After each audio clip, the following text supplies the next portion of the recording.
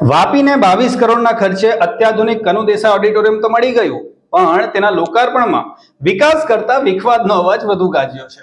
આ soundproof hall બહારનો અવાજ ભલે રોકી શકે, પણ સોશિયલ મીડિયા પર શરૂ થયેલો અસલી પોલિટિકલ ડ્રામા રોકી શક્યો નથી. ચર્ચા એટલી જ છે કે 760 સીટોના આ ભવ્ય હોલમાં ભાજપના જ માંગતાઓ માટે જગ્યા કેમ ન મળી. સ્ટેજ પર વિપક્ષના કોંગ્રેસના નેતા મિલનભાઈ દેસાઈ તો વટથી હાજર હતા, પણ વલસાડના સાંસદ ધવલભાઈ પટેલ ગાયબ હતા. વાત અહીં જ નથી અટકતી.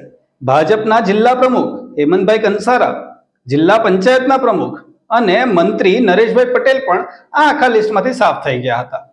ચટપટી ચર્ચા એવી ચાલે છે કે ઘરના ડાયરામાં જ વિપક્ષને સન્માન અને પોતાના જ દિગ્ગજોને નો એન્ટ્રી. સોશિયલ મીડિયા પર લોકો તેને મંત્રી કનુભાઈ દેસાઈ અને સાંસદ વચ્ચેના કથિત કોલ્ડ વોર અને આંતરિક જૂથવાદનું જીવતું જાગતું ઉદાહરણ ગણાવી રહ્યા છે. ટૂંકમાં કહીએ તો એસોસિએશને થિયેટર 15 મહિનામાં ચણી તો દીધું, પણ નેતાઓના મન ક્યારે ભેગા થશે?